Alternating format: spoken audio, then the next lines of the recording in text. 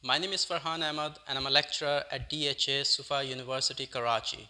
And today we'll be discussing personal development.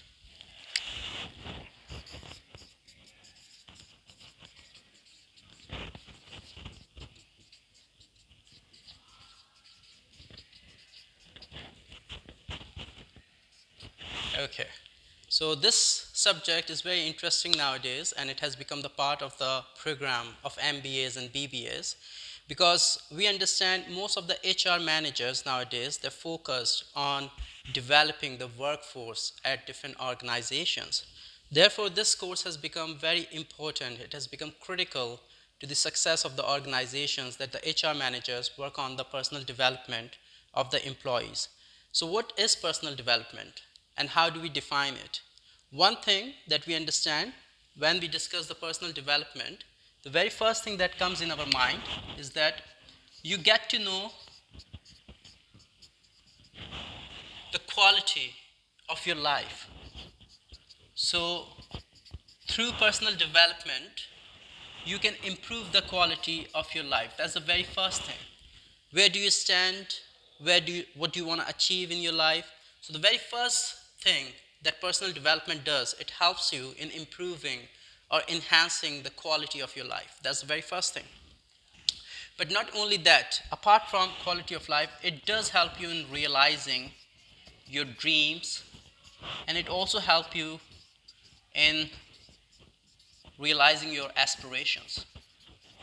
So we understand personal development is not only about improving or enhancing the quality of your life, it does help you in realizing your dreams and aspirations. So those of you who are confused about your life, you don't know what's the way forward and where do you want to end up in next 5 to 10 years, personal development is the way forward. You have to work on this thing and then you will be able to understand who you are and where you want to head in your life. So, what we understand when we are embarking on the journey of personal development, you have to understand that you have to be very patient because personal development is not an event. Most of the people think that okay, there might be a shortcut, someone will come and give you some tons of advices, you listen to the advices and thing will be done. No, that's not how it works. So you got to be very patient. Patience is required there, and it requires a lot of time. So this process is sort of an unending process because we understand that learning never ends. It always keeps going on. So personal development is an unending process apart from being patient that you have to be during this process. And then it requires a lot of efforts. So yes, when we are discussing personal development, you have to ensure that you're putting in a lot of efforts to be successful in your life. So we understand right now, okay, personal development is something that will make you realize about your dreams and your aspirations, but it's going to be a very time-taking process. It will require a lot of time, efforts, and patience. So that's something we have understood. But what are the benefits of personal development? So that's something we want to understand that yes, personal development is a time taking process, it requires patience and everything. What are the benefits? So, very first benefit, I'll just put it down here, benefits of personal development. Okay.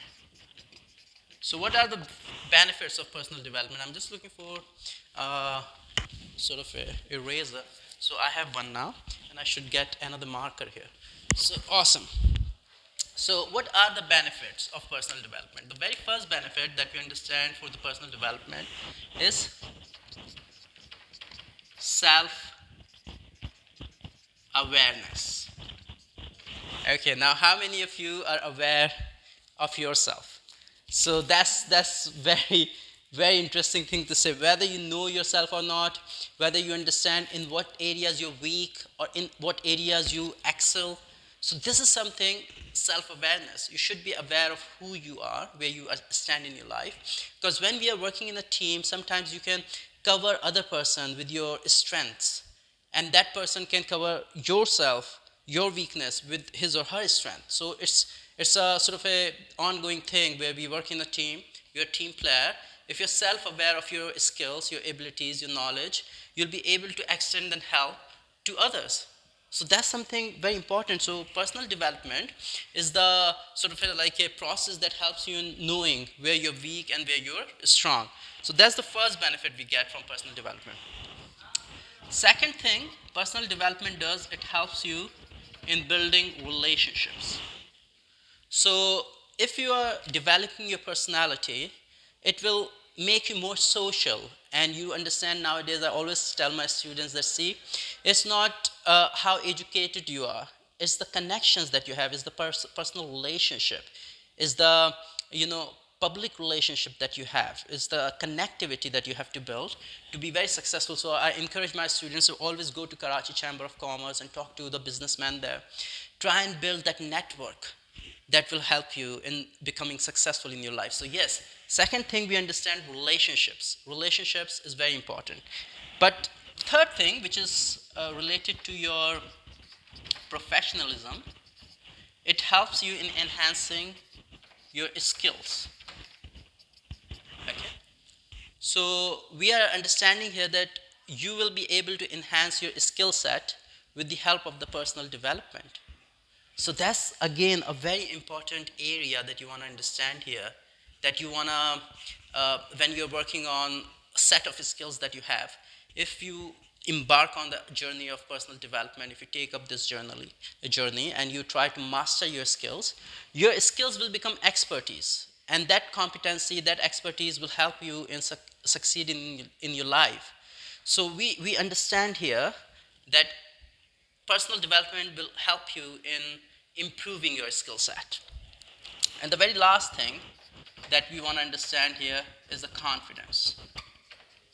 Okay. So confidence, if you go for American accent, I'm just picking up American accent nowadays. So your confidence, that's something will improve when you're working on personal development. And I believe that's the most important thing. If you're not confident, no matter you have all the skills in the world, you will not be successful as long as you are not confident. So you have to build your confidence. And when we understand the benefits of personal development and we understand what is personal development, we also want to discuss what are the types, like how can we develop or work on different areas of our personality, what are the different types of personal development. So if I was to say, the very first type of personal development is personal growth. Okay, so personal growth will be the very first one. Of course, how can we forget professional development? That's very important.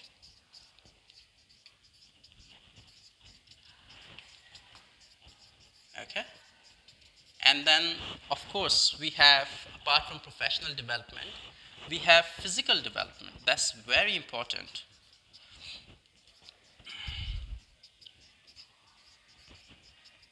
And then we have, lastly, apart from physical development, what do we have here? We have spiritual. And that's very important nowadays because we live in a materialistic world and we are not connecting with ourselves. So, spiritual development. So that's another area. So when we discuss personal growth, what comes in your mind? Well, of course, personal growth is about achieving what you believe in. You see, personal growth is about your own personality, your own traits, your characteristics, where you grow yourself, you become more analytical, you have command over interpersonal skills, you have got more technical skills, you have got more conceptual skills. So, this is personal growth. But when we discuss personal growth, it's not only related to intangible things, tangible things come into play as well. But yes, personal growth is about achieving your interest, and that's something is a part of the personal development. Okay, then comes professional development, where you get certificates. Of course, you get certificates of different skills that you acquire, you get degrees, you get different diplomas, and that will help you in sort of like securing professional feet in the ground. So you will be able to professionally sort of like represent yourself that yes, I am professionally sound and I've got so and so set of skills, I've got certain abilities, and that's something very important. And nowadays we understand everyone has to have some kind of IT skill, and if you have IT skill, that's good enough, but you must have some kind of certification to prove that yes, you have got IT skills. Then comes physical development. How can you forget about this? So physical development, working out every day, going to gym, hitting the gym hard, you doing yoga, maybe doing some kind of lats. I mean, jogging, a lot of things come into play. I don't know which one do you like, but if you go for workout, there are different types of workout. And I see people are crazy about building muscles nowadays. I've got some of my own, but yeah, but that's the thing. I try to keep myself fit, hitting the gym and doing all this stuff, just making sure that I'm 100% physically. Because if I'm not physically fit, I'm not mentally fit. At the age of 40, people are getting diabetes, they are getting hypertensive, and if you work on your personality, you eat clean, you look after your diet, you look after yourself. I mean, maybe half an hour gym, or maybe if you're a gym junkie, more than that, but keeping yourself fit with some kind of physical exercise. Could be any sport, it could be anything that you want to do. It's not, but it has to be the part of your life. You don't want to just focus on, something that is just related to your intellectual ability. It has to be physical ability as well. Now, connecting with your inner self through spiritual development, that's very important. So you want to connect with your inner being, you want to know who you are, what's the purpose of your life, and that's the time where you disconnect yourself from this real world, and you just take your time out and you try and know yourself, that why you are here.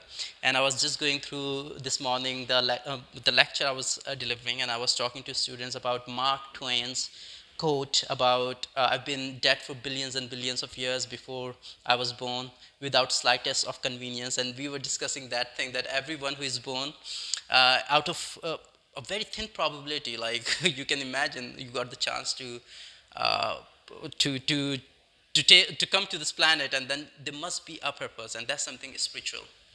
So we understand now, we understand what is personal development, we understand the benefits of personal development, and there are types of personal development that I have discussed. But how do we go about it? Like, what's the journey? So one thing that you want to do, practice mindfulness. The very first thing that you want to do in personal development is practice mindfulness. That's the very first one. And once you have practiced mindfulness, you want to make sure that you embrace failure. You embrace failure. And the last thing, apart from embracing failure, you want to get feedback. Okay, so now we understand three steps. One, two, three.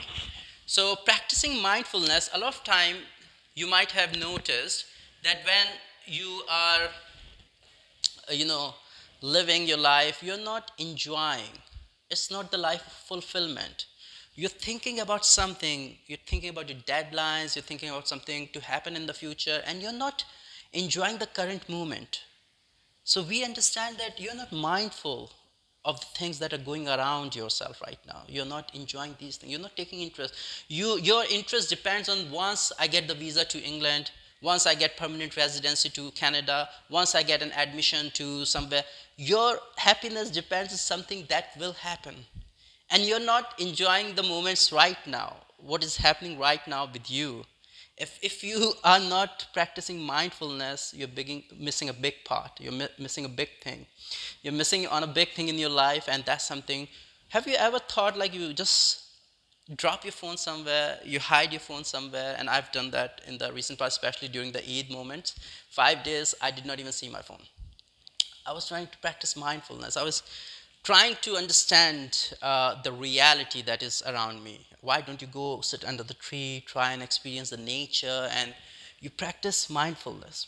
And once you have practiced mindfulness and you come to the stage where you see things don't happen in your favor, and you're embracing failure, thinking that nothing is failure, everything is experience. How beautiful is that?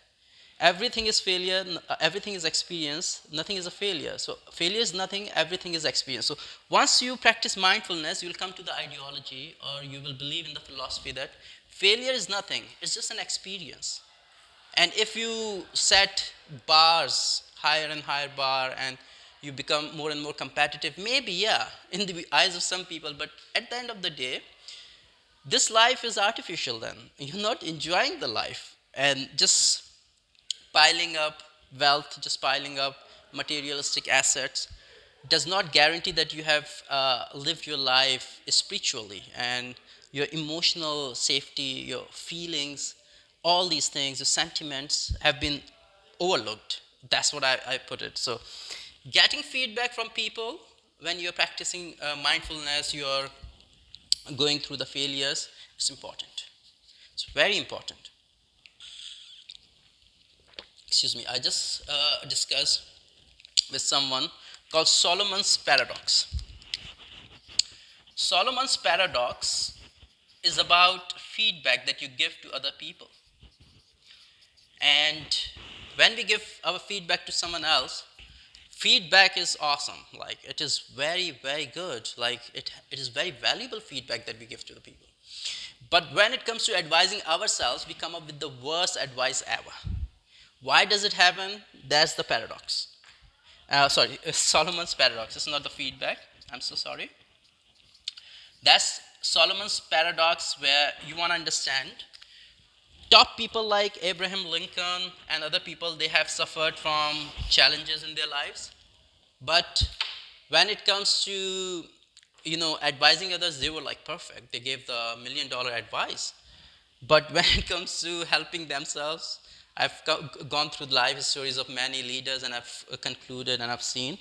I found out like these guys were struggling in one way or the other, but they could not help themselves. So that's the Solomon's paradox. So you might be in a position to advise someone on a very good thing or about a very good thing, but you might be struggling yourself. So that's the Solomon's paradox. Now, we are understanding a lot of things here. We understand the process, that how we have to go about uh, personal development. We have understood the benefits. We have understood what personal development is. We have understood the types. And now, what we want to understand here, we want to understand here that when we are going through this personal development, we have to build something called personality characteristics. And first thing we want to look after is personal quality.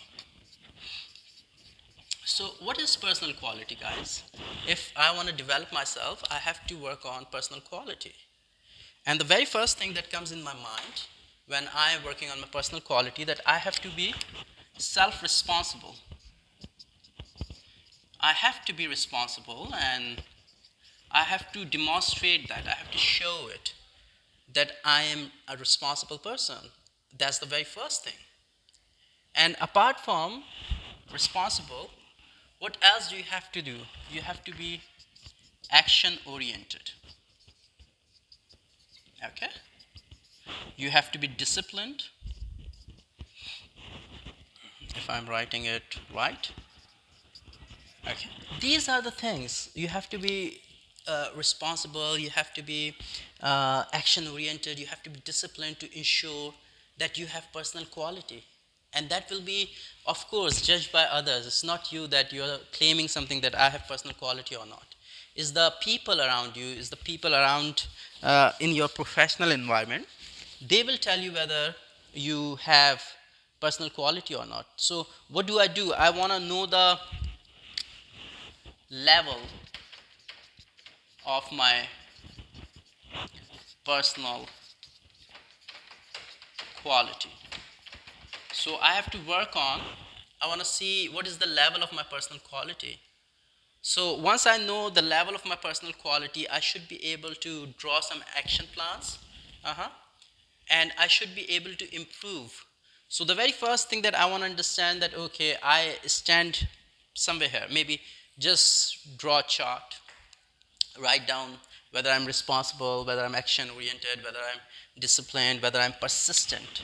That's again a very important word when it comes to personal quality. Okay, so that's something you see if you are you're persistent or not.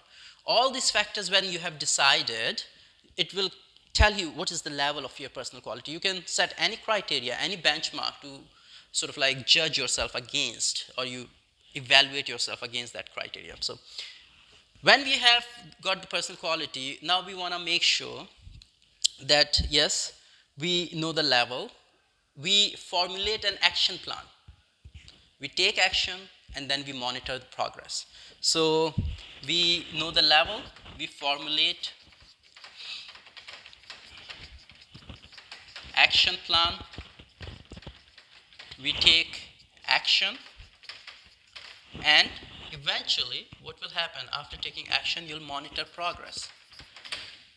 So we are looking at here, this one is a bit noisy, I'm so sorry about that. So we are looking at here, I'll try and utilize this half of the board. So we are looking at here that yes, you have to monitor your progress as far as your self-quality is concerned. And you have to sort of like be self-responsible, action-oriented, disciplined, persistent, okay? And some characteristics that will come after building your quality, personal quality, we want to discuss here. You'll become more conscientiousness. Well, you will have more conscientiousness. So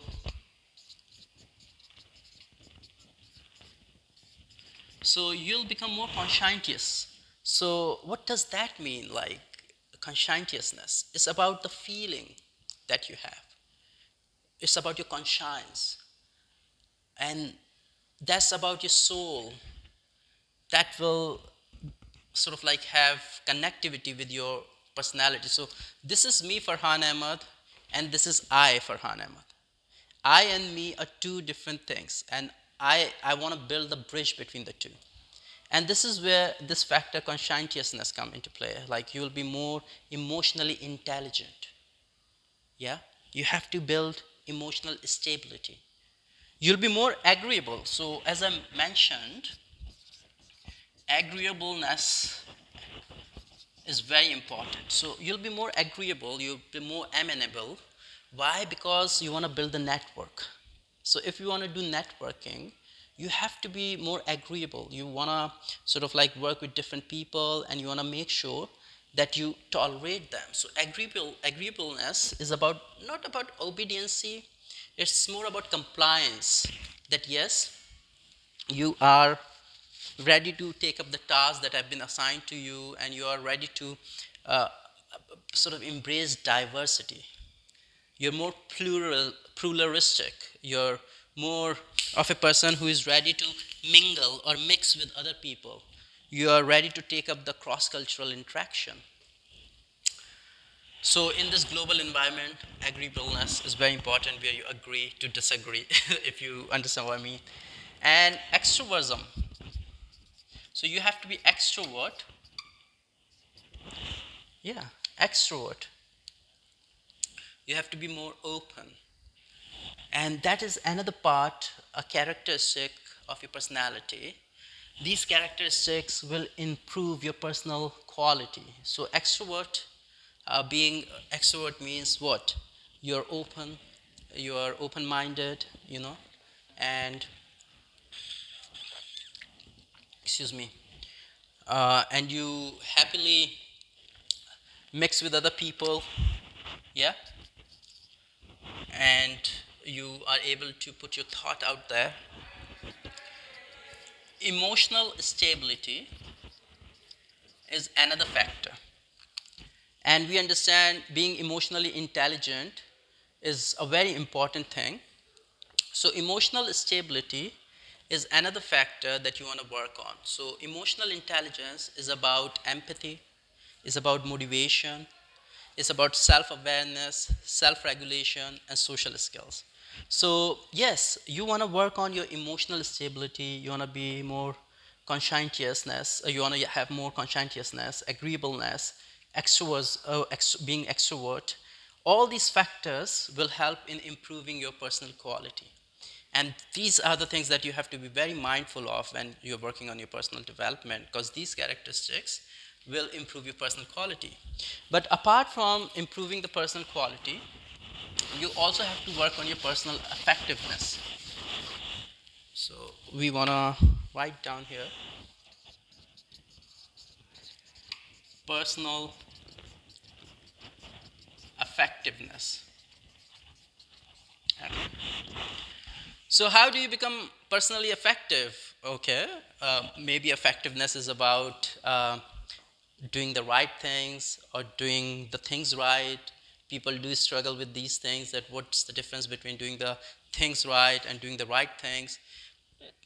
You know, doing the things right is a managerial approach where you follow more of the rules, where you believe that, okay, we want to be more compliant, and you do not think outside the box. But if you're a leader, you think outside the box, you believe in more what? Doing the right things.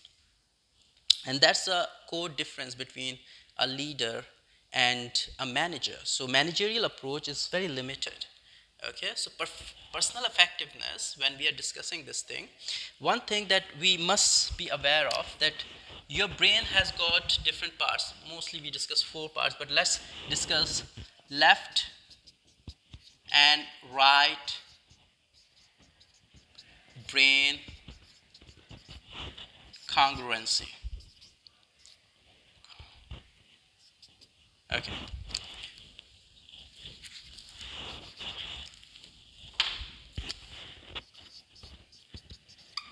So your left brain, when we discuss the left side of the brain, it's more related to music, it's more related to arts, it's more related to feelings. And I don't know if you guys have known that your brain has different parts and they have got different functions. But your right side of the brain is more about mathematics, it's more about analytical things, and it's more about logic. There are different other parts as well, other functions that are being performed by these, brain parts. So you want to understand, guys, you have to strike a balance between the two. You want to make sure that you do a bit of everything to be personally effective. If you are just focusing on one part, then of course you will be lagging behind. So it might be that you might suffer from depression, or it might be that you might come across something that will strike you down. And this is where we understand that a person has to be healthy, not only physically, but mentally as well. And you want to distribute your time, your life, and your workout, your hours in all these things. So far we have understood a lot of things about personal development. And before I end this lecture, I just want to tell you that when we are working on personal development, you can do imagination, you can work on mapping, you can have a desire. So desire for changing is very important. So one thing that we haven't discussed, that nothing is permanent but change. So everything changes for good or bad reasons. But when we are trying to implement a change, there's always some kind of resistance that we face. And that's something we'll be discussing in the future, that you have to have desire and you must have a mind mapping. You should be able to visualize yourself in 10 years after, 20 years after, how you will be looking like. Because the only difference between animals and humans is that humans have the power to visualize things a lot before they happen. So you should be able to visualize next 10 years where your hero is, how you're going to be looking like in next 10 years time. So that's the start of the personal development. It's an amazing course. A lot of HR personnel, HR consultant work on this thing to build the workforce and to enhance the quality of the workforce when we do the performance management and performance appraisal. So let's meet in the next lecture, and we'll discuss further what personal development is, and we can discuss about setting goals and achieving them. So thank you so much for your time. I'll see you in the next lecture.